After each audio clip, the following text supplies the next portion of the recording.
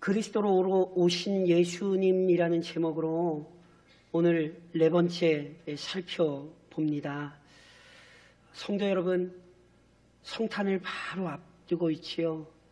명심하십시오. 예수님께서는 아버지의 뜻에 따라 인간의 몸을 입고 이 세상에 오셨습니다. 이것이 성탄이고 우리는 오늘도 이 위대하고 놀라운 사건을 기억합니다. 그래서 이처럼 신비롭고 영광스러운 사건을 기억하는 이 성탄을 준비하며 그리스도로 오신 예수님, 그리스도로 오신 예수님에 관해 묵상하고 있습니다. 명심하셔야 합니다. 예수님은 그리스도이십니다.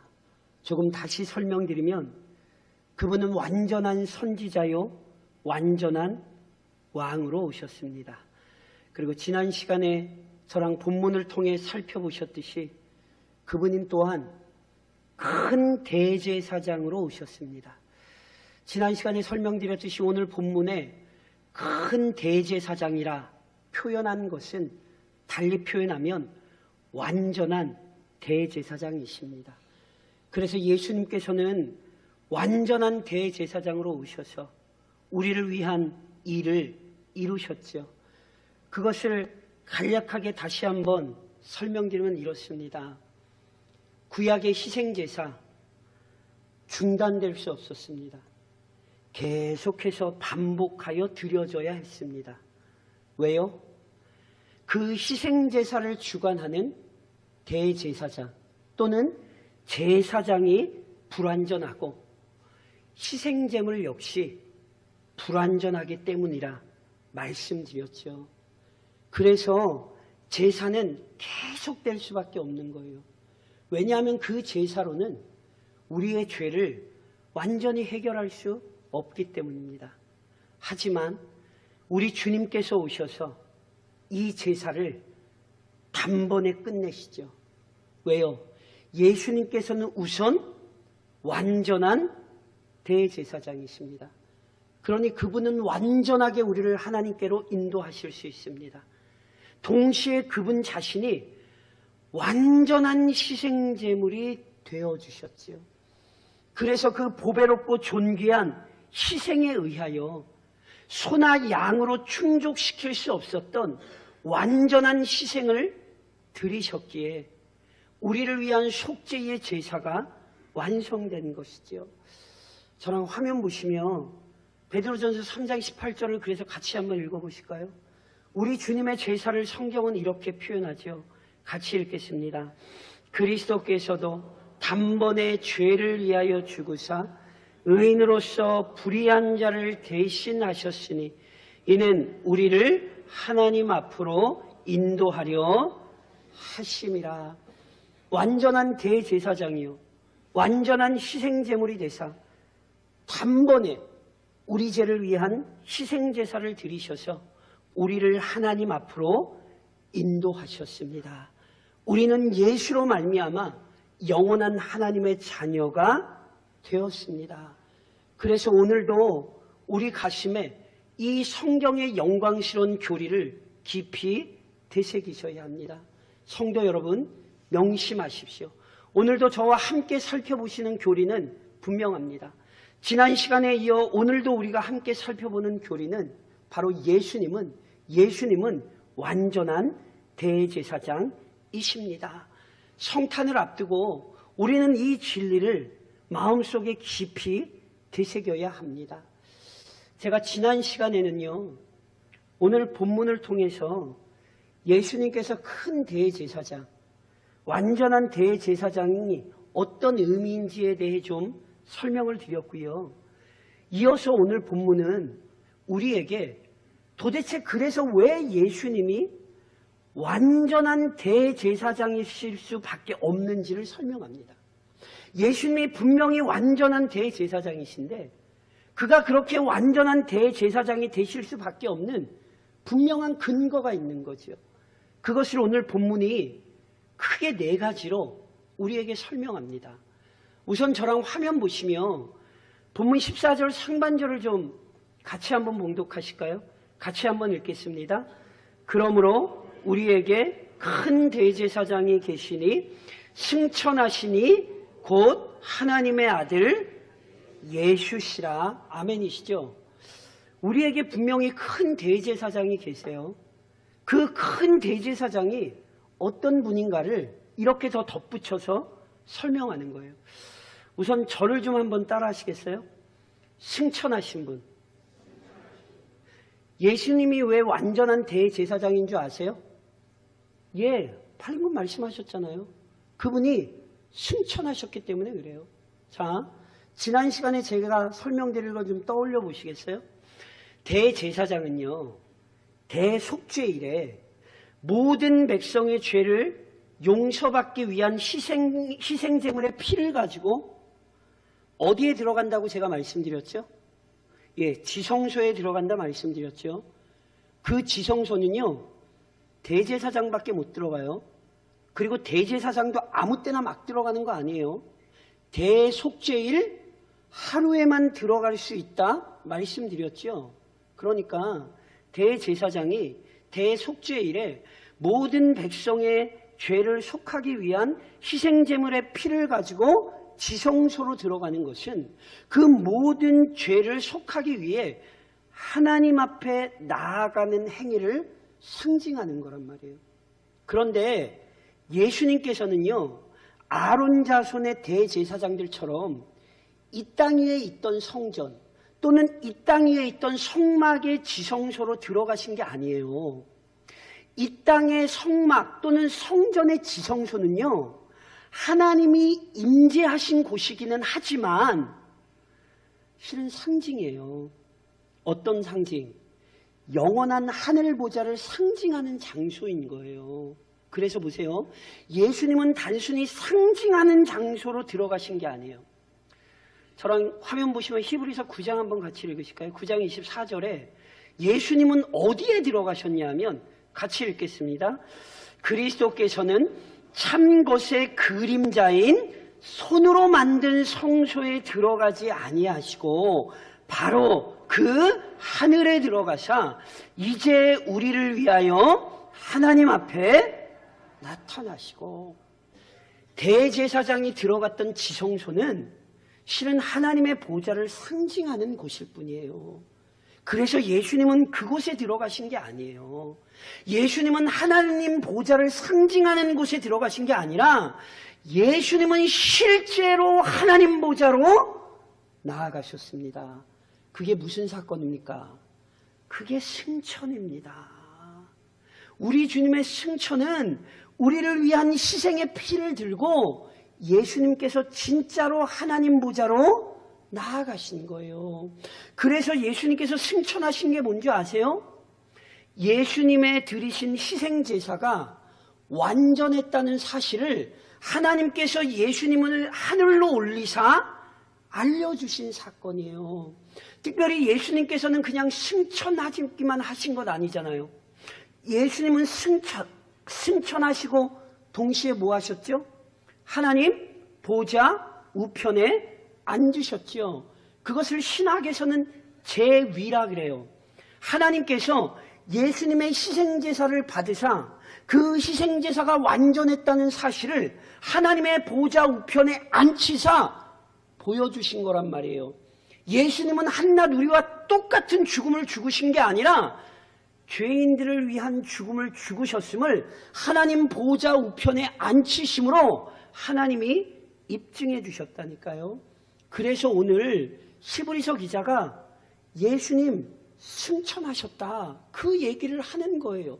왜요? 그 사실 자체가 완전한 대제사장이라는 사실을 입증하는 것이기 때문에 그렇습니다. 누구도 들어갈 수 없던 하나님 보좌 우편에 오르사 그분이 완전한 대제사장이었다는 사실을 나타내신 거죠.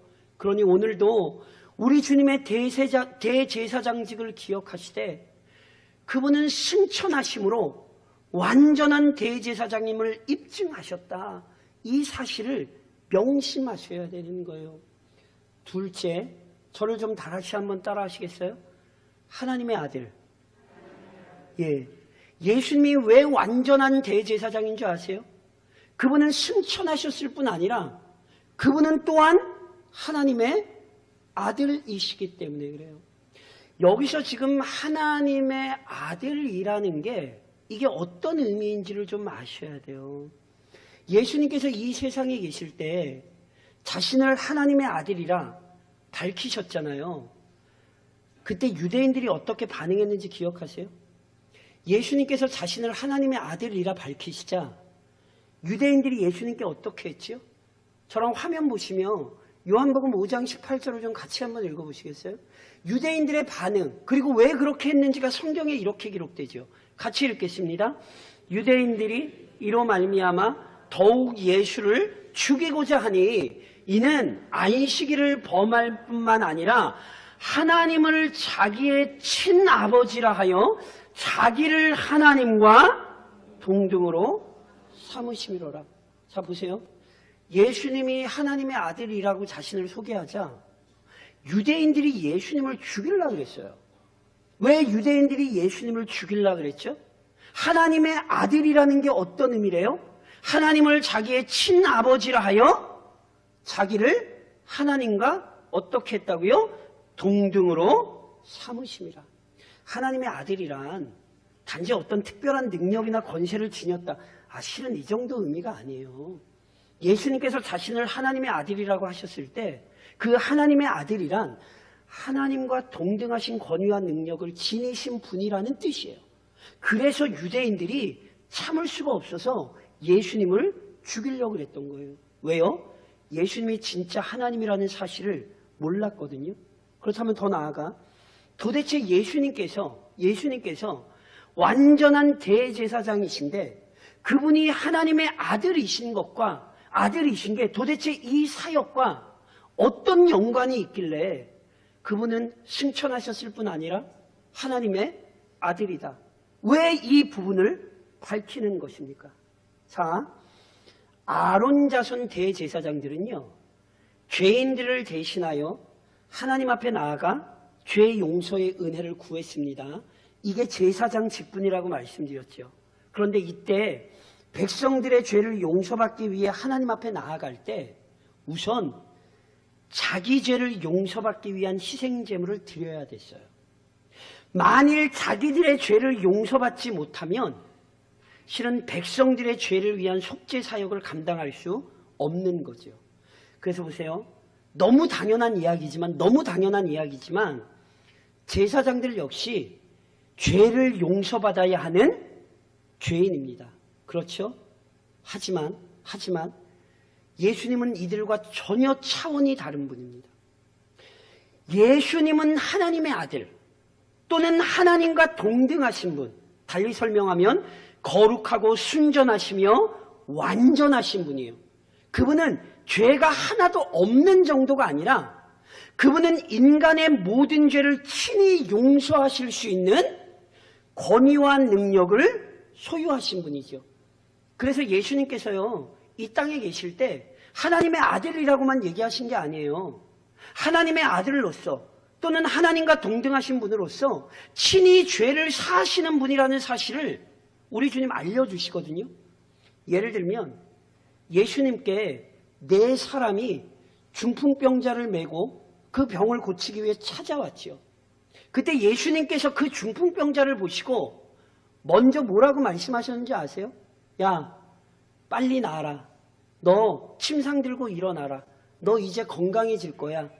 예수님 그 사람에게 먼저 그 말씀부터 하지 않으셨어요. 예수님 중풍병자를 보고 먼저 뭐라고 말씀하셨냐면 내 죄 사함을 받았느니라.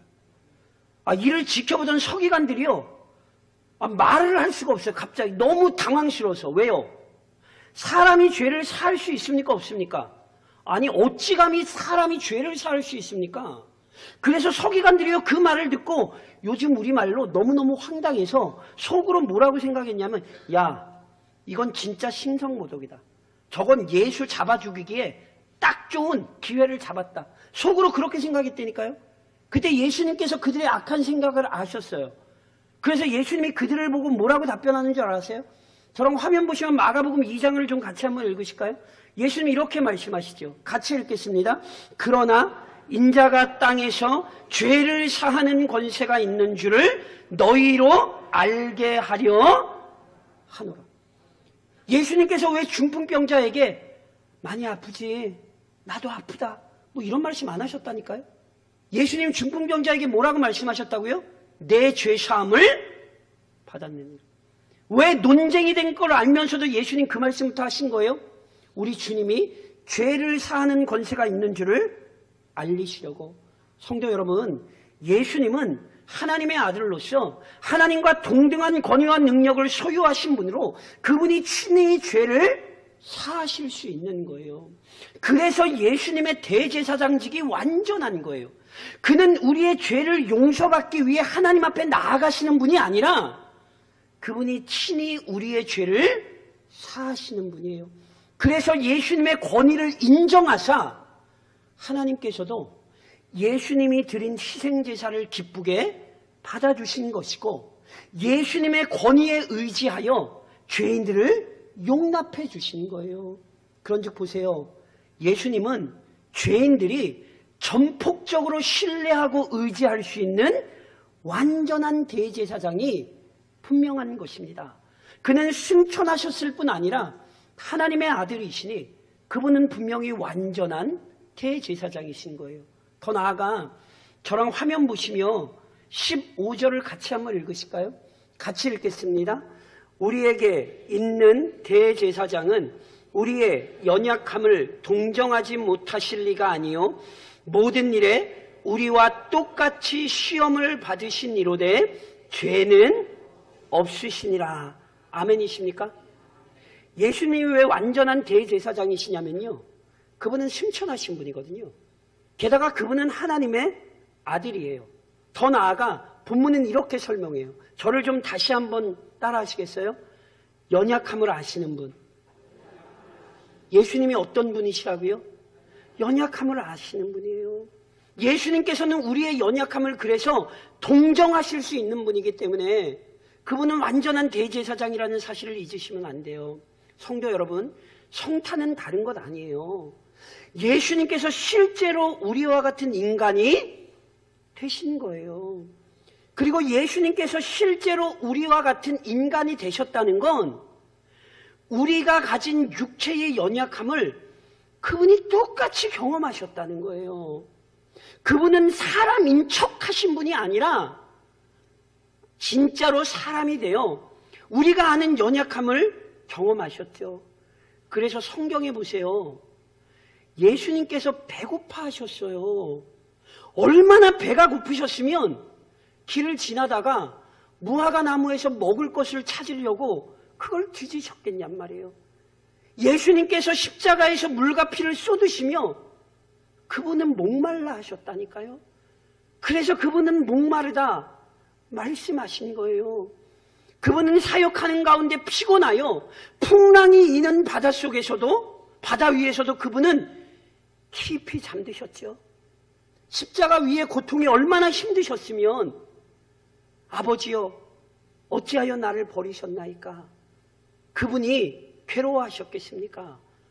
그래서요, 히브리서 5장 7절은 이렇게 기록하죠. 저랑 화면 보시며 같이 한번 봉독하실까요? 같이 읽겠습니다.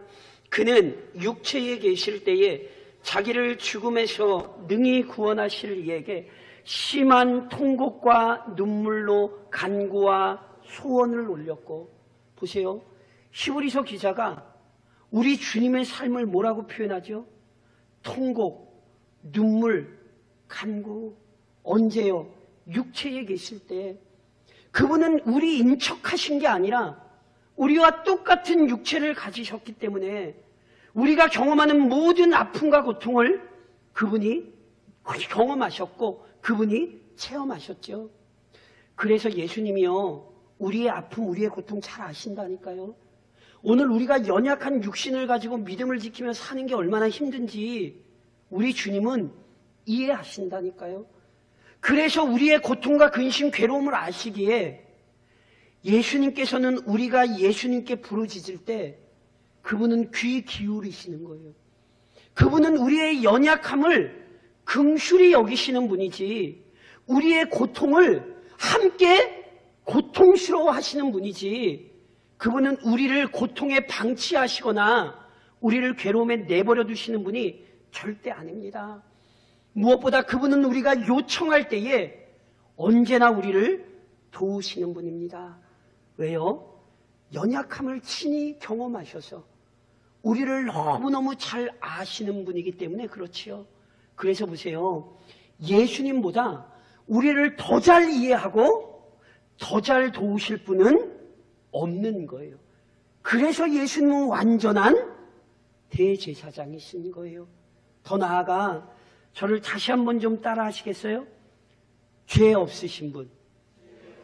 보세요. 예수님은 승천하셨어요. 게다가 하나님의 아들이시란 말이에요. 그리고 그분은 우리의 연약함을 다 경험하신 분이에요. 그러니 그분은 완전한 대제사장이시죠. 동시에 또 하나 예수님은요, 시험을 받으셨음에도 불구하고 죄 짓지 않으신 분이거든요. 그래서 그는 완전히 순결하신 분이기에 그분은 우리의 완전한 대제사장이 되실 수 있는 거예요. 제가 방금 말씀드렸던 것처럼 예수님이요, 우리와 같아지셨기 때문에 이 땅에서 예수님이 시험 받으셨다는 사실, 성도 여러분, 절대로 잊으시면 안 돼요. 악한 사단이 여러 가지로 우리 주님을 미혹했다는 사실을 성도 여러분, 잊으시면 안 된다니까요. 악한 사탄이 40일 금식을 마치신 우리 주님께 처음에 어떤 시험 걸었는지 기억하시죠? 배고프지? 돌로 떡 만들어 먹어. 사탄이 우리 주님이 우리와 같은 육신을 가졌다는 걸 알았기 때문에 우리 주님을 그렇게 시험한 거예요. 무엇보다 우리 주님이 육신으로 오셨다는 사실을 우리는 날마다 교회에 모이며 고백하잖아요. 저랑 화면 보시며 누가복음 1장 35절 같이 한번 읽으실까요? 같이 읽겠습니다. 천사가 대답하여 이르되 성령이 내게 임하시고 지극히 높으신 이의 능력이 너를 덮으시리니 이러므로 나실 바 거룩한 이는 하나님의 아들이라 일컬어 지리라. 아멘이세요? 예수님 인간입니까? 아닙니까? 우리와 똑같은 인간이 되셨습니다. 아멘이시죠? 그러나 하나는 다릅니다. 저랑 지금 읽으신 본문에 있는 것처럼 예수님은 마리아와 요셉을 통하여 정상적인 생육법에 의해 출생을 하신 게 아니에요. 예수님은 남녀 간의 관계를 통하여 출생하신 분이 아니라 예수님은 거룩하신 성령으로 잉태되신 분이에요. 그래서 예수님은 인간이 되셨지만 그분은 우리처럼 죄를 가지신 것이 아니라 죄가 없는 순결하신 분이에요. 그리고 이 순결함을 한 번도 잃어버리신 적이 없다니까요. 사탄이 얼마나 다양하게 우리 주님을 유혹했습니까? 심지어 사탄은요, 우리 주님을 미혹하되 예수님께서 십자가에 달려 죽임당하시던 그 고통받던 순간에도 사람들의 입을 통하여 예수님을 유혹했어요. 뭐라고 유혹했어요? 너 하나님의 아들 맞아? 그럼 너 십자가에서 내려와봐. 너 십자가에서 내려오면 우리가 너 하나님의 아들로 믿어줄게. 미혹했다니까요. 그런데 예수님은 그 순간에도 사탄의 미혹을 물리치셨고 단호하게 하나님의 뜻에 순종하셨죠. 무엇보다 예수님께서 십자가에서 그 고통스러운 순간에도 뭐 하셨는지 기억하세요? 저랑 화면 보시며 누가복음 23장 34절 같이 한번 봉독하실까요? 같이 읽겠습니다. 이에 예수께서 이르시되 아버지 저들을 사하여 주옵소서 자기들이 하는 것을 알지 못함이니이다. 예수님은요, 십자가에 달려 돌아가시던 그때에도 사단이 미혹하던 그때에도 예수님은 우리처럼 연약하여 실족하고 시험에 드신 것이 아니라 오히려 하나님의 뜻을 구하며 기도하셨죠. 그분은 시험 받으셨지만 그는 죄 지은 것이 아니라 오히려 죄인들을 위하여 기도하셨어요. 그 고통스러운 순간에도 죄인들을 위하여 기도한다? 대제사장의 모습 중에 이것보다 완전하고 아름다운 모습은 없는 것이지요. 그래서 예수님은 완전한 대제사장이실 수밖에 없는 거예요. 우리와 똑같은 인간이심에도 불구하고 그는 시험에 넘어지지 않으셨고 끝까지 죄 없으신 분으로 그의 순결함은 우리에게 보여주시며 오늘 우리를 예수님을 믿는 자리로 부르신 거예요. 그리고 예수님을 본받아 살도록 우리를 부르기도 하신 거예요. 육신의 연약함을 지니고 있지만 시험을 이기심으로 유혹을 이기심으로 오늘 우리가 어떻게 살아야 하는지를 완전한 대제사장의 모습으로 우리에게 알려주신 것이지요. 그런즉 사랑하는 성도 여러분, 오늘도 본문의 교리에 근거하여 적용하며 권면합니다. 우선 완전한 대제사장이신 예수 그리스도의 이름을 부르십시오. 완전한 대제사장, 이 구절을 조금 다시 설명하잖아요. 영원한 대제사장, 이렇게 부를 수도 있어요. 완전하다는 건 영원하다는 거거든요. 그래서요, 예수님은 지금도 우리의 대제사장이시고요, 예수님은 지금도 대제사장으로 사역하고 계십니다. 그걸 아셔야 돼요. 그래서 히브리서 7장 25절은 이렇게 기록하죠. 저랑 화면 보시면 한번 읽으실까요? 같이 읽겠습니다. 그러므로 자기를 힘입어 하나님께 나아가는 자들을 온전히 구원하실 수 있으니 이는 그가 항상 살아계셔서 그들을 위하여 아멘이세요? 제가 여쭤볼까요? 누구 기도가 제일 세요? 그렇죠? 그렇게 기도하셔요. 그렇게 답변하셔요. 누구 기도가 제일 세요? 내 기도가 제일 세요. 왜요? 내가 잘나서 내 기도가 센 게 아니라 오늘 성경이 뭐라고 얘기했는지를 정확히 기억하세요. 지금도 예수 그리스도께서 하나님 보좌 우편에서 항상 살아서 자기 백성을 위하여 기도하고 계세요. 내가 열심히 기도하니까 하나님이 들어주는 거예요. 착각하지 마세요. 교만 버리세요. 나는 남들보다 기도의 은사가, 교만 버리세요. 인간에겐 기도의 능력이 있지 않아요. 우리는 모두 다 죄인이고 우린 어느 누구도 영적인 권위를 가진 자들이 아니에요. 기도의 능력은 나에게 있는 게 아니라 영원한 대제사장이신 예수 그리스도에게 있어요. 내가 기도를 잘해서 하나님이 기도를 들으시는 게 아니라 지금도 나를 위하여 하나님 앞에 엎드리신 예수 그리스도께서 있기 때문에, 그분이 나를 위하여 기도하고 계시기 때문에 내 기도가 응답받는 사실이라는 사실을 아셔야 된다니까요. 이걸 모르고 이상한 기도에 대한 얘기들을 하시면 안 돼요. 그리고 이 사실을 알기 때문에 우리는 지금도 그리스도의 이름을 부르며 기도할 수 있는 것입니다. 그리고 그리스도의 이름을 부르며 기도할 때에 어떤 놀라운 능력이 나타납니까? 저랑 화면 보시면 역시 히브리서 4장 16절 같이 한번 읽으실까요? 같이 읽겠습니다. 그러므로 우리는 긍휼하심을 받고 때를 따라 돕는 은혜를 얻기 위하여 은혜의 보좌 앞에 담대히, 보세요.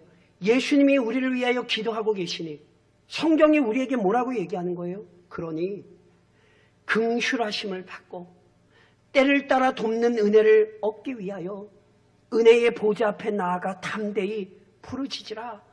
예수님이 너희를 위하여 기도하고 계시니 그를 찾고 찾으라. 성경이 우리에게 명령하는 것입니다. 그런즉 예수님께서 이 땅에 오신 위대한 성탄을 기억하며 오늘도 우리를 위해 이 땅에 오신 주님 앞에 간구하며 엎드리는 정말 지혜로운 성도들이 되십시오. 다른 것이 우리의 능력이 아니라 그리스도의 이름을 부르는 것이 우리의 능력이라는 사실을 기억하시고 그분을 찾고 찾는 믿음의 성도들이 되십시오. 동시에 그리스도를 본받아 제사장의 사명을 감당하십시오. 제가 앞서도 계속 설명드렸잖아요. 예수 그리스도로 말미암아 구원을 얻었다는 것은 완전한 선지자, 완전한 왕, 완전한 제사장의 직분을 회복했다는 거예요. 예전에 교회에서 이상한 사기치는 사람들이 많이 있었는데 누구는 그 누구는 뭐 제사장이고 누구는 대제사장이라고. 지금도 자기가 대제사장이라고 사기치는 종교가 있죠. 캐톨릭입니다. 성도 여러분, 정신 차리십시오. 제 누님이 말씀드린 것처럼 캐톨릭과 개신교를 같은 종교라고 생각하시는 건 정말 저에겐 굉장히 모욕이에요. 종교개혁을 무시하는 거고요. 구약과 신약의 역사를 아주 멸시하는 거예요. 종교개혁이 회복한 영광스러운 교리가 뭐예요? 만인 제사장. 모든 성도가 그리스도 안에서 제사장이고 우리의 대제사장은 한 분 외에는 없어요. 누구요? 예수 그리스도. 오늘 저랑 그걸 하시는 거잖아요. 대제사장은 예수님 뿐이에요. 그리고 보세요. 예수님이 완전한 대제사장이 되사 오늘 우리를 제사장으로 회복시켜 주셨단 말이에요. 그런즉 우리는 제사장답게 우리에게 맡겨주신 사역을 감당해야 되거든요. 그럼 도대체 어떻게 그 제사장의 사명을 감당하냔 말이에요. 자, 다시 한번 기억하셔야 돼요. 선지자는 하나님의 말씀을 받아 전달하는 사람이고요. 왕은요, 하나님의 율법이 시행되게 하는 사람이에요. 그러면 제사장은 어떤 사람들이라고 말씀드렸어요? 죄인들을 대신하여 하나님 앞에 나아가 은혜를 구하는 사람이에요. 제사장이 잘났기 때문에 제사장이 된 것이 아니라 하나님께서 택하여 부르셔서 그 직분을 맡겨주셨기 때문에 그 하나님의 권위와 하나님의 섭리에 의지하여 제사장들은 하나님 앞에 나아가 은혜를 구할 수 있고 그 제사장들을 통하여 실은 하나님께서 은혜가 베풀어지게 하신 거예요. 그래서 다시 한번 말씀드리지만 제사장들은 은혜의 통로라니까요. 또는 그걸 뭐라고 설명드렸어요? 복의 통로라 말씀드렸죠. 제가 누누이 강조해서 말씀드리죠. 하나님께서 아브라함을 부르며 뭐라고 말씀하셨다고요? 저랑 같이 화면 보시면 창세기 12장 3절 이게 아브라함을 부르신 이유고 우리를 부르신 이유예요. 저랑 한번 같이 한번 읽으실까요? 같이 읽겠습니다. 땅의 모든 족속이 너로 말미암아 복을 얻을 것이라. 아멘이세요? 제사장 누구냐 하면 그 사람을 불러 하나님이 그 사람을 통해 땅에 복이 퍼지게 하는 사람이라고요. 제가 항상 말씀드리잖아요. 예수를 진짜 제대로 믿고 있는지를 확인하시려면 어렵지 않아요. 나 때문에 누가 잘 되는지를 보시면 돼요. 내가 예수를 믿는 자리로 부름받았는데 나 때문에 잘 되는 사람이 없다?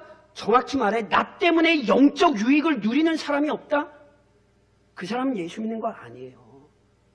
예수 믿어서 내가 이걸 하고 예수 믿어서 내가 이게 이렇게 잘 되고 예수 믿어서 내가 요거 요렇게 되고 죄송한데 그런 일 없다는 얘기 아닙니다. 오해하지 마십시오. 예수 믿을 땐 말할 수 없는 은혜를 내가 누리죠. 그런데 그 복이 결국 나밖에 누리지 못한다? 그거 예수 믿는 것 아니에요. 예수를 믿는다는 건 복의 통로가 되는 거예요. 제사장으로서 그 한 사람 때문에 많은 사람이 하나님의 은혜를 경험하게 되는 거예요. 그게 진짜 제사장이고 그것이 진짜 그리스도인이에요. 물론 오해하지 마십시오. 우리는 모두 연약합니다. 부족함도 많고 실수도 많습니다. 그래서 제사장으로 부름을 받았지만 제사장의 사역을 감당하지 못하는 경우 있어요. 심지어 제사장의 사역을 감당하지 못하는 경우가 아니라 교회 때문에, 성도 때문에 하나님이 큰 모욕을 당하시는 경우도 있지요. 저희 인정합니다. 오해하지 마시고 저희 인정합니다. 우리의 연약함 때문에 그런 일이 일어날 수 있습니다. 그러나 동시에 성도 여러분 기억하셔야 돼요. 참된 그리스도인은 날마다 영적으로 성장하는 모습을 나타내게 되어 있어요. 예를 들어 드릴까요?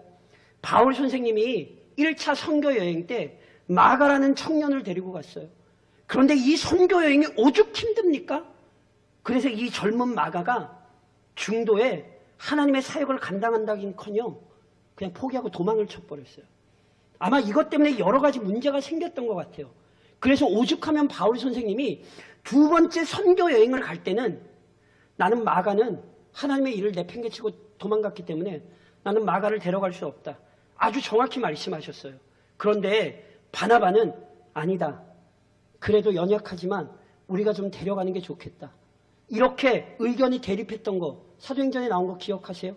오죽했으면 어떤 일이 일어나죠? 바울과 바나바가 각자 다른 사람을 데리고 두 번째 선교여행을 떠나죠. 마가요? 부족했어요. 연약했어요. 그런데 여러분, 마가는 그걸로 끝나지 않았어요. 마가가 우리가 가지고 있는 마가복음을 기록하는 믿음의 사람으로 성장했고요. 특별히 마가의 연약함을 너무도 잘 알았던 바울마저도 나중에 마가에 대해 어떻게 얘기하는지 아세요? 저랑 화면 보시면 디모데후서 4장 11절 같이 한번 읽으실까요? 같이 읽겠습니다. 내가 올 때에 마가를 데리고 오라. 그가 한 나의 일에 한때 마가는 바울과 함께 할 수 없을 정도로 바울이 생각하기에 선교 여행을 데려갈 수 없을 만큼 마가는 연약하고 부족한 사람이었어요. 그러나 마가는 그 부족함과 연약함에 정체된 것이 아니라 그는 점점 성장해서 결국 바울이 나중에는 마가 데려와. 마가 나한테 너무너무 필요해. 그 성도 너무너무 중요한 사람이야. 칭찬받는 성도로 성장했다는 사실을 잊으시면 안 돼요. 마가만 있는 것 아니에요. 성경에 보면 오네시모라는 사람 나오거든요. 이 사람 예수 안 믿을 때 자기 주인 등쳐먹고 도망쳤던 사람이에요. 그런데 이 사람이 바울을 만나고 복음을 듣고 그리스도를 경험했어요. 그리고 나서 어떻게 됐는지 아세요? 빌레몬 11절에 이런 말씀이 있어요. 저랑 한번 같이 읽겠습니다. 같이 읽습니다. 그가 전에는 내게 무익하였으나 이제는 나와 내게, 예전에는 자기 주인에게 무익한 자였으나 놀랍게도 예수 안에서 변화되어 그는 누구에게나 유익한 사람이 되었다니까요. 성도 여러분, 잊으시면 안 돼요. 우리 모두 연약하고 부족해요. 그래서 예전에 성도답지 못했을 수 있어요. 예전에 우리 교회가 교회됨을 드러내지 못하고 오히려 사람들에게 손가락질을 받았을 수 있어요. 그게 우리여고 그게 우리일 수 있어요. 그러나 그게 전부가 아닙니다. 교회의 가장 큰 능력은 변화되는 모습을 보여주는 거예요. 성도의 가장 큰 영광스러움은 날마다 성장하는 신앙을 보여주는 거예요. 예수가 나를 어떻게 바꿨는지, 예수의 사랑이 나를 어떻게 변화시켰는지 예전과는 다른 모습을 사람들한테 보여줌으로 그 영광스러운 은혜를 증언하는 사람들이 되는 거죠. 이게 교회요, 이게 성도라는 사실을 잊으시면 안 돼요. 그러니 성탄을 기다리며 마음속에 간절히 소망하셔야 돼요. 예수님, 나를 제사장으로 세워주셨으니 예전에는 부족하고 허물이 많더라도 이제 이 제사장의 사역을 잘 감당하게 하옵소서. 이 땅의 제사장의 사역을 잘 감당하는 교회가 되게 하옵소서. 복의 통로요, 은혜의 통로가 되게 하옵소서. 그 간절함으로 우리 주님 앞에 감사하며 결단하며 복된 성탄을 맞으시기를 우리를 위해 완전한 대제사장이 되어주셨던 우리 주님의 이름으로 권면드립니다.